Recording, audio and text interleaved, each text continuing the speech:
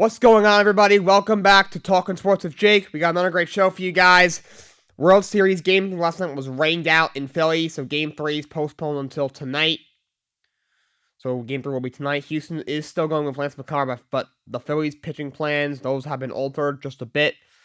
It was supposed to be Noah Syndergaard going Game 3, and then Ranger Suarez going the most like Ranger Suarez Game 4, and then probably back to Aaron Nola Game 5. Instead, Game 3 is going to be Ranger Suarez now. He gets moved up a day.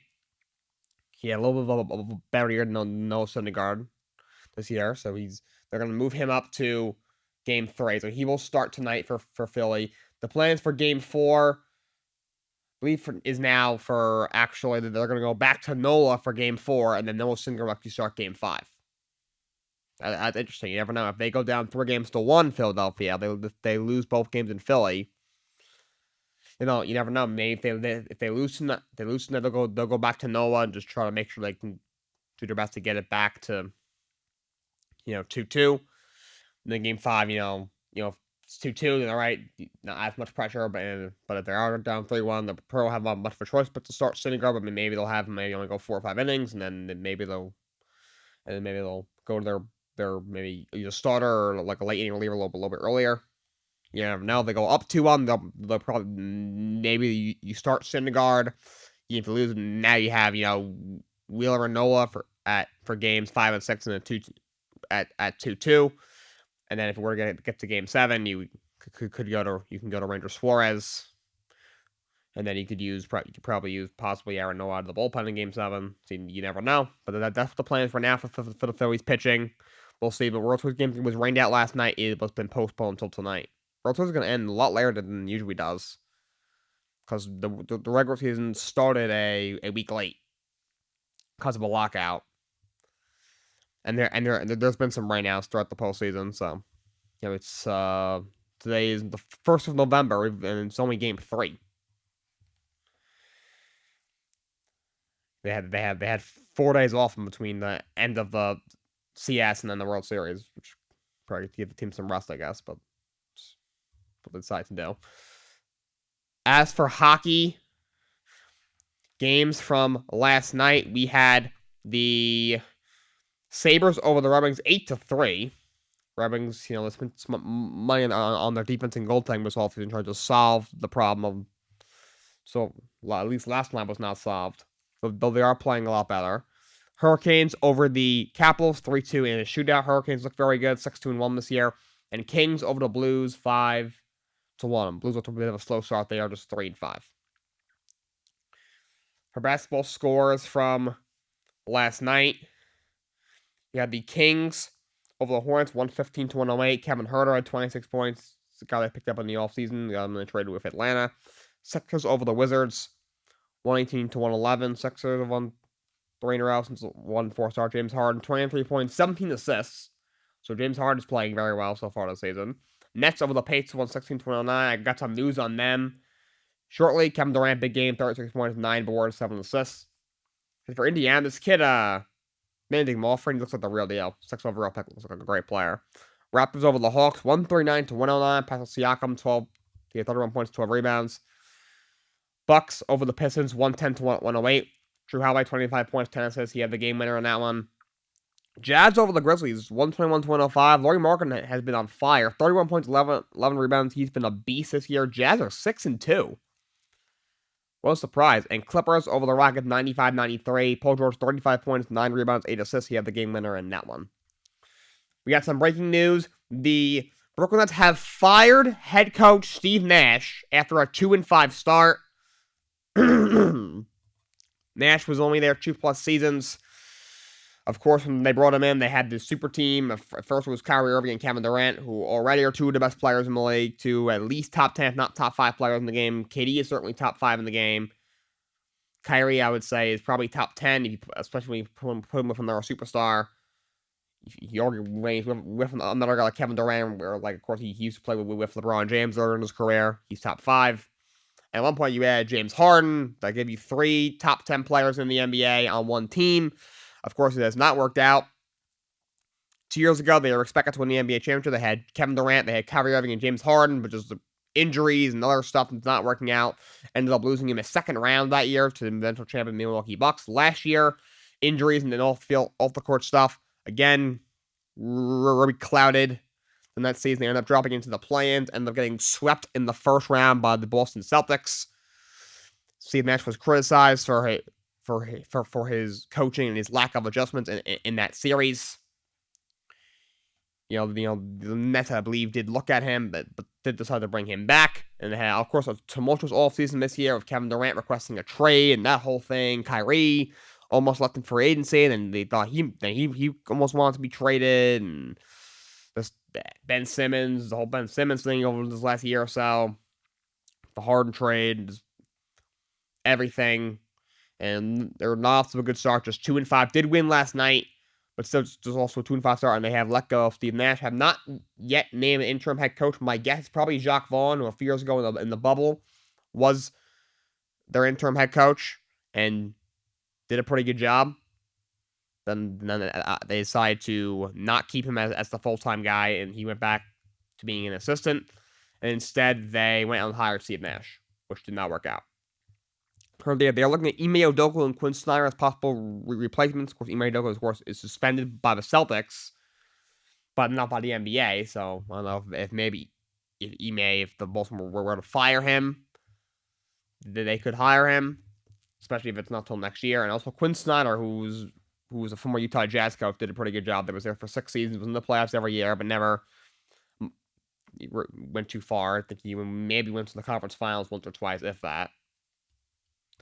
Those are two guys they're looking for to be their full-time coach, but have not named an interim guy yet. I assume they'll name at least at first a guy on their staff, and we'll see if whoever they name will last the entire season, or if they'll bring in a guy like maybe Quinn Snyder at some point during the season. We'll see, but Nash is fired in Brooklyn. He's out. As for football, Monday Night Football last night, the Cleveland Browns smashed the Bengals, win 32-13. Joe Burrow has never beaten the Browns in his career. He's 0-4. Brissett played a pretty good game. Big game from Nick Chubb. Amari Cooper had 5 catches, 131 yards, and a touchdown. Big game for Cleveland Brown. They get to 3-5. Bengals with a 4-4. Cincinnati looks kind of lost. Obviously, last year we're 10-7. They won the division. They were in the Super Bowl. Had a great run. And this year you thought they added to their offensive line. You got Burrow's a budding star. You got so many weapons on offense. You got a solid defense. Zach Taylor's proving to be a really good young head coach. They got it all. They're one of the league's best teams. And right now they're 4-4. They're a game out of first. And they're not even leading the division. They look really mediocre. I said this a week or two ago, I believe. Problem is, people realize what makes the Bengals so scary is the big play. Because they have so many big play threats. Jamar Chase, T. Higgins, Tyler Boyd, Joe Mixon. Just go down the list. So what teams are doing, they're only rushing 4 because their offensive line is horrible, just as bad as it was last year. The additions, bringing in Lyle Collins and all these guys have not worked. Not to this point. Joe Burrow's been sacked 112 times over the last 3 seasons, including this one. And in 2020, the first of those 3, he missed 6 games because of a torn ACL. Their line's been horrendous. He's probably the league's worst offensive line these last 2.5 years.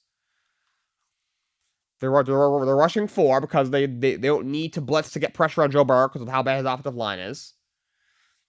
And what they're doing, they're dropping more guys into coverage. Now they're dropping 7 guys into coverage, and including 2 safeties. They're dropping 2 safeties deep, 7 guys into coverage, taking away the big play. Because now, you got 2 safeties deep, you're dropping extra guys into coverage. Taking away the big play. And that's why they're struggling, because last year, they were just pulling off big play after big play, and it worked. Now, all of a sudden, they're not able to pull off those big plays because teams are taking that away from them by dropping the safeties deep and dropping more guys in coverage. And it's almost like they don't know what to do. I really think as a squad, Zach Taylor, Burrow, all of them, they need to get together. First of all, their star receiver, Jamar Chase, is out 4 to 6 weeks. He's not going on IR, so they're hoping he can get back before then, but the timelines are expected to be 4 to 6 weeks. So they're probably without him for possibly another month, if not more. They gotta get together and they gotta say, look, guys, we're a great football team. This is a very similar team this is mostly the same team that was in the Super Bowl last year.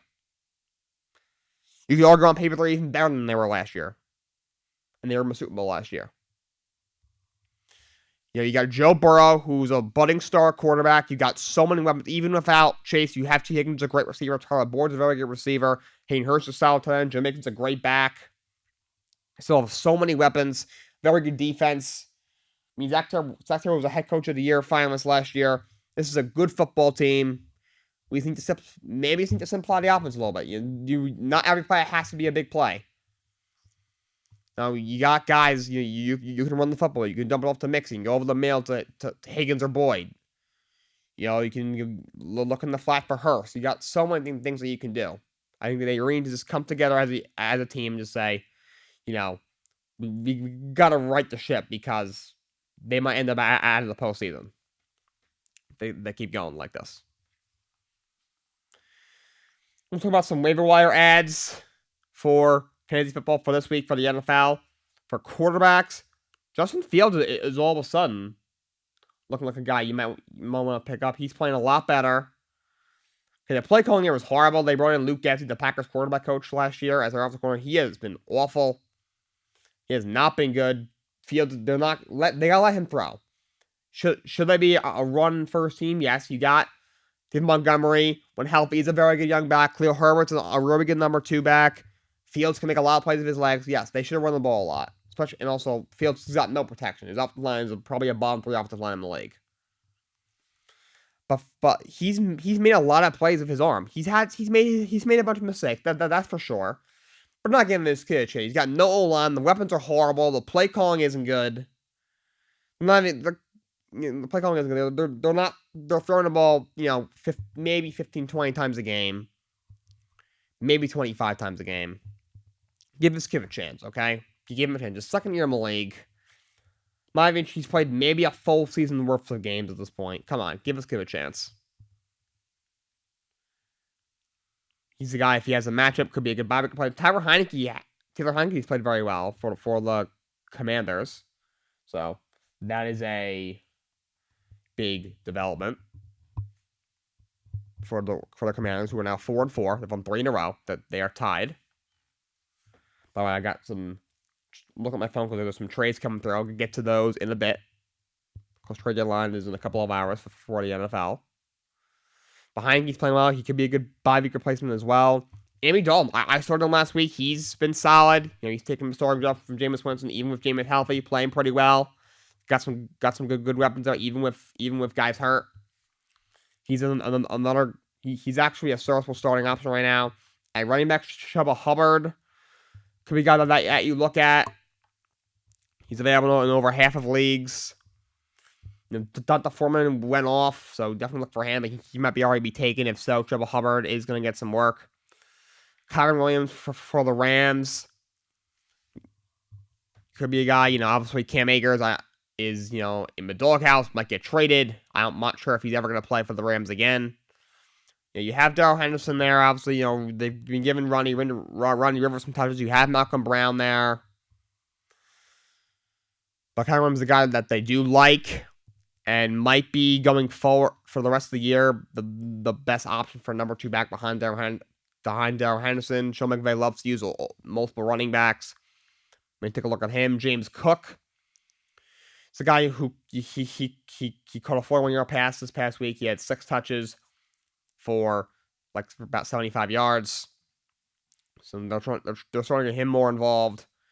Could we got you look at Kenyon Drake. If Gus Edwards is out, he might start. And when he's gotten touches this year, he's played well. Saints are a tough matchup, but Dobbins is out. Now Edwards might be out. If those 2 guys are both out, then Drake is going to get the majority of the touches at the running back position for the Ravens. So, should be a guy you look to pick up. Some other guys, maybe Caleb Huntley, if you haven't picked him up and he's still available for Atlanta. His volume's gone down last 2 weeks, but a couple weeks into that, 16 carries for 90 yards. He's the number 2 guy there, but could be a good guy having your bench. Rondale Moore's definitely a guy that you should look at. We had 7 catches and 92 yards. and touched him this past week. You know, yes, DeAndre Hopkins back, but also Marquise Brown is hurt. Robbie Anderson's still getting acclimated to the offense. They got a lot of injuries at the running back position. So Rondale Moore appears to be the clear-cut number 2 receiver right now. He's a very talented young player. Definitely pick him up.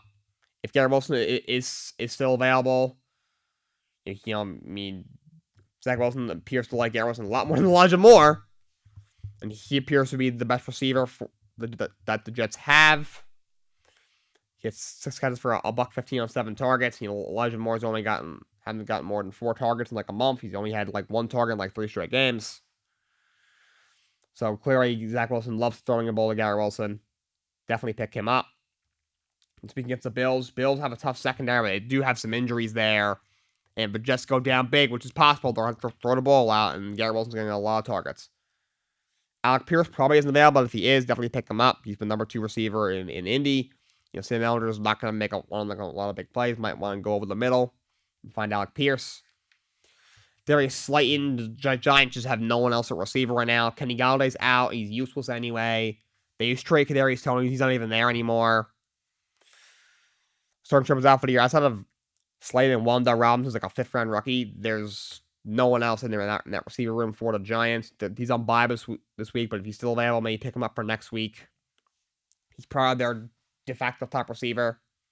He's averaging 4 catches, 55 yards since week 5. That's, you know, you could do worse. And Terrence Marshall. Numbers didn't jump with the page this past week, but 4 catches, 87 yards. Also was targeted 9 times. PJ Walker's playing well. If they can get, you know, at least somewhat serviceable play from PJ Walker like they're getting, you know, especially after they trade away Robbie Anderson, trade away McCaffrey. So outside of DJ Moore and Terrence Marshall, there's really no other weapons in this offense. Most of the guy that they drafted a year or 2 ago out of LSU. Very talented, just haven't really shown yet. Hasn't really had a quarterback. Let me pick him up. He's one of the top waiver wire ads. Tight end Greg Dulcich in Denver. That Denver offense is a dumpster fire. But Russ has been looking to Dulcich a lot. He has taken over the top tight end spot from Alberto. He had 4 catches, 87 yards in his last game. So definitely look to pick him up. Even Evan Engram, yes, he has his drop problems, but he has got 50 yards in 4 straight games. He's getting a lot of time. Could be a good body replacement. And if Mark Andrews is out, definitely pick up Isaiah Likely. Big game. 19 points in Andrews' absence. He got hurt early in the game on Thursday. Mark Andrews should be fine with that shoulder, but if Andrews misses any sort of time, Isaiah Likely is a very good option. That's what we got for the waiver wire. I want to go over some trades. So these last couple of days, the Bears traded Roquan Smith, Pro Bowl linebacker, to the Ravens. They get a 2nd and a 5th rounder in return. Bears just trying to load up on assets at this point. They get a pick for Robert Quinn, and they get 2 picks for Roquan Smith. And they have a lot of draft picks, and they have over $100 million in cap space now. So they may be looking to make some moves next offseason. Hopefully get some help for Justin Fields. You had another big trade. The Lions traded TJ Hockenson, their tight end TJ Hockenson, to the Vikings for 4 draft picks. They get a 2nd rounder and a 4th rounder this year, and the 3rd and a 4th rounder next year. I don't understand the Lions. You're in a rebuild. You have some young pieces, especially on offense, and one of your best ones you trade in your division to the Vikings. Don't even get a 1st-round pick for him. Hockenson's the top 10 tight end in the league. He's got another year left on his rookie deal. Got the 5th-year option next year, and you trade him. I don't understand. The Lions are a dumpster fire. But big pickup for the Vikings. Just place Irv Smith Jr. on IR. He's got 8 to 10 weeks, so he may be done for the year. So now they need a tight end, and they get one of the best ones. Now that offense, Kirk Cousins, who obviously, when he's on, is a very good quarterback. Now Dalvin Cook, Justin Jefferson, Hockenson, Thielen, that offense is loaded now in Minnesota. And they're already 6-1. Now they pick up one of the league's best tight ends. So big move for the Vikings. And there's been another trade that just came through. The Bears pick up a weapon, finally get him some help. Chase Claypool goes to the Bears for a 2nd-round pick. State receiver who, his rookie year was really good. He's kind of regressed since then. He's a solid receiver. He's a bit of a clown. I don't like him. He said he thinks he's a top 3 receiver in the game. That's not true, obviously, but he's a solid 2nd or 3rd receiver. He's the best receiver that the Bears have. So you get a 2nd-round pick for him. So I think a win-win trade. Claypool just, I don't think the receivers really want him there. He's not producing on that team. They got a very murky quarterback situation over there in Pittsburgh. So now Claypool gets a fresh start, and the Bears get some much-needed help at receiver. Colts actually filed their offensive coordinator, Marcus Brady. They're averaging just 16 points a game this year, 16.1 points per game. It's the third worst mark in the NFL. They should be much better than that. Still got a pretty good offensive line, headlined by Quentin Nelson, who's one of the league's best O-line. Ryan Kelly's a great center. You got Jonathan Taylor, who's supposed to be a top 3 back in the league, is having a down year. You got some good receivers. Michael Pittman's a great player. Alec Pierce has played well as a rookie. Should not be this bad. Obviously, they just benched Matt Ryan for Sam Ehlinger, more Texas. Texas. Offensive struggling, so now they fire their offensive coordinator, Marcus Brady. At this point, it's going to fall on Frank Reich now. I like Frank Reich as a head coach. I think he's done a good job there. I think he's a very good coach. I've always thought he's been a good play caller. Very good coach.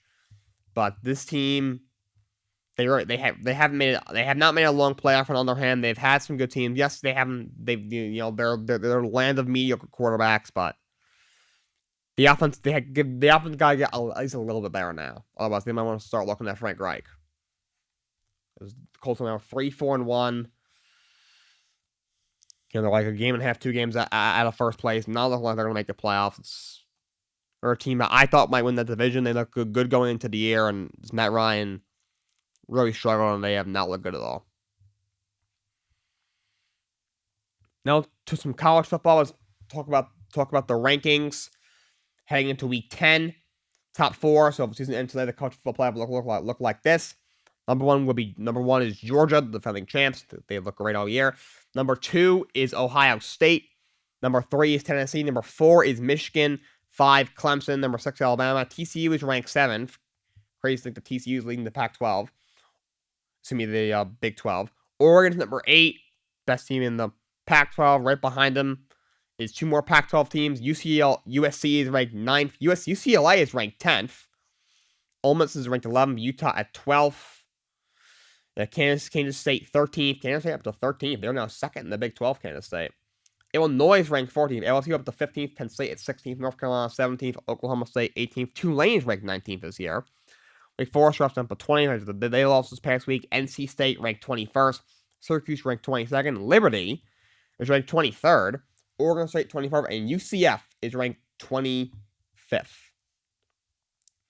There's your college football ranking. We're about halfway through the NFL season, so I figured I took a look at the standings. AFC East has been tough this year. Bills 6-1. Look like maybe the league's best team. Got projected at 5-3. The Dolphins at 5-3, and the Patriots at 4-4. AFC North, Ravens at 5-3. As many mistakes as they've made this year, they are in first place. Bengals 4-4. Of course, they look off. Browns at 3-5, and the Steelers at 2-6. Steelers look like heck this year. Look like freaking hell this year. Mike Tomlin looked like it'll be his first losing season ever in his 16th season. Titans are 5-2. They've won 5 in a row since a tough start. Look a lot better. Colts 3-4-1. I just talked about their struggles. Jaguars 2-6. They've lost 5 in a row. They are really struggling. And the Texans are 1-5-1. They're just garbage. They're the Texans. What else do I have to say? AFC West Chiefs 5-2. I would say second best team in the AFC besides Buffalo. Chargers 4-3. They've battled a lot of injuries this year. Keenan Allen's out for a while. Now Mike Williams, their other star receiver's out for a while. Joey Bosa's out. J.C. Jackson, their top corner's out for the year. Herbert's playing through a rib injury. They're very banged up, but they're hanging in there. Denver 3-5. They look like crap, and Raiders at 2-5 look like mega crap. That division has not been as dominant as we thought. NFC East is loaded. Eagles 7-0, best record in the league. Cowboys are 6-2. Giants are 6-2. They've come out of nowhere. And the Commanders are 4-4. They've won 3 in a row. Put a lot better with Taylor Heineke all of a sudden. AFC North been a bit of a surprise with the Vikings at 6-1. They look great. Packers at 3-5 are really struggling. Bears are 3-5. And the Lions are 1-6. Worst team in the league. That team is a dumpster fire. NFC South. Somehow the Atlanta Falcons are in first place at 4-4. I don't know how. Bucks are 3-5. Brady looks washed. They're struggling. Saints at 3-5. A lot of injuries right now. Michael Thomas is out. Jarvis Landry is out. Chris Olave has missed time. Their tight end, Troutman's out. Obviously, they got their backup, Andy Dalton, and Jameis is healthy, but they're going with Dalton. So Jameis has already been benched. Injuries on defense, including guys like Marshawn Lattimore out. They're really banged up. And the Panthers at 2-6. have completely blown up their team. They're not good. PJ Walker is their starter. XFL quarterback, their third stringer, is in. With Baker out, he was injured and he's just been so bad. Sam Darnold's still injured. He's probably even worse than Baker Mayfield. So they're still only two games out of first, which is kind of funny. And to us, Seattle Seahawks, the first place Seahawks. Who would have thought this year they would be in first place? 5-3. Geno Smith is playing some good football. What a surprise. Kudos to Pete Carroll. 49ers are 4-4. Rams are 3-4. They look off this year. The Rams. I don't know what's going on with the defending champs, and the Cardinals are 3-5. They have not looked great. Kyler Murray's been inconsistent. They look like a bit of a mess this year. All right, that's all I got for football. We got some wrestling. Let's talk about SmackDown from Friday. Started off, it was the Bloodline, not Roman Reigns. We're in the ring. It was Sami Zayn and Solo Sikoa in a tag team match against the Brawling Brutes outside of Sheamus. Sheamus is injured right now. The Bloodline beat the crap out of him the week before. So it was Sami Zayn and Solo Sikoa against Ridge Holland and Butch. And then, but back before the match, Sami Zayn told, Jey Uso, of course, they've had their beef, like, hey, if you want to help me out, please do. Can you do it for me? Jey was like, fine, sure. They all go up to the ring, and then Jey Uso was trying to help, and then Sami Zayn got in his face, like, yo, I got this. And they end up being distracted. Solo Sikoa tried to separate them. Then Butch from the top rope took them all. No, excuse me. Then I'm thinking of a different match. Sami Zayn goes in the ring, but then Butch rolls them up, and they lose. And then a big argument broke out, and then you hear, and you realize, oh boy, it's the tribal chief, Roman Reigns. And Roman said, I want to solve this issue right now between Jey and Sami. He's like, you guys, say whatever you want to say. And then Sami Zayn went off and said, like, I don't know what your problem is with me. I like you. I don't know what like me. I just, can we please bear the hatchet? I just want to move on. And Jey Uso just said, I don't like you. I don't like anything about you. You shouldn't be in the bloodline. You're not even in our family. This is my family. And Sami's like, the tribal chief just wants us to get along. And then he goes, I don't give a damn what the tribal chief said, which Roman Reigns took issue with. And he told Jey Uso, you need to figure it out, or Sami Zayn's name will then be Sami Uso. And then they exited the ring. I gotta say, it was really funny when Sami Zayn said, tried to calm things down. I was like, Roman, he didn't mean that. Said he's not been himself. Like, he said he's not been feeling very oozy. It was so funny. Roman Reigns and the entire bloodline started laughing. They literally broke character. It was hilarious. Roman Reigns is having a fit. Jimmy was from the back's like, oh my god. Even Paul Heyman in the back corner was like, oh my goodness. Even Jey Uso even broke character. It was so funny. It was hilarious. Then you had the New Day. They defeated Maxwell Male Miles in a tag team match. And then Emma came back to fight Ronda Rousey, who had an open challenge for the SmackDown Women's Championship. And they came back, put up a good fight, but Ronda Rousey ended up retaining. And then backstage, she hugged Shayna Baszler, and then Natalya came up to her and was like, hey, if it was me, I would have beaten you. And then Shayna Baszler choked her out. So we'll see where that goes. And Shinsuke Nakamura and Hit Row on a 6-man tag team match. They beat Legado del Fantasma in a 6-man match. The new tag team, they got a rivalry. Karrion Kross defeated Madcap Moss after the match. He choked out Madcap Moss and delivered a message to Drew McIntyre. And then Bray Wyatt at the end came out. He did a little promo, and then he was interrupted by Uncle Howdy, a very terrifying, mysterious figure. We don't know who this is, but I have a theory. I think it might be Bo Dallas. I'm going to tell you why. Bo Dallas, we all remember Bo Dallas. He was re-signed to WWE. Triple H just brought him back. He hasn't been on TV yet. In real life, Bray Wyatt and Bo Dallas are brothers. Obviously, it's not their names in real life. But in real life, Bray Wyatt and Bo Dallas, they are brothers. They are actual brothers in real life. So there's that. And also, if you look closely, Uncle Howdy had a cross earring on his right ear. Bo Dallas always has that earring on when he wrestles. So I think it might be Bo Dallas. So we shall see. That was SmackDown. Crown Jewel was this Saturday. November 5th. It starts at noon because the pay-per-view is taking place in Saudi Arabia. Saudi Arabia time-wise is 7 hours ahead of the United States, so it's like 7 o'clock p.m. for them. So for us, it starts at noon Eastern. Kickoff is at 11 a.m. this Saturday. The main event is, of course, Roman Reigns defending the WWE Universal Championship against Logan Paul. We'll see how that goes. We got Bobby Lashley versus Brock Lesnar. They continue their rivalry into Crown Jewel. That should be a great match. You got a 6-man tag team match. The Judgment Day, which is Damian Priest, Dominic Mysterio, and Finn Balor. They fight the OC, AJ Styles, Carl Anderson, and Luke Gallows. You have Braun Strowman against Omos. 2 giants going head-to-head. A steel cage match, Drew McIntyre versus Karrion Kross. That should be a great match. A last women's standing match for the Raw Women's Championship. Bianca Belair defends against Bayley. An undisputed WWE Tag Team Championship match. The Usos defending against the Brawling Brutes, Ridge Holland, and Butch. Chris Sheamus is still out with an injury. And that is the card. Should be a great pay-per-view. That's all I got for you guys today. Thank you to everyone who tuned in. Until next time, so long, and have a great day.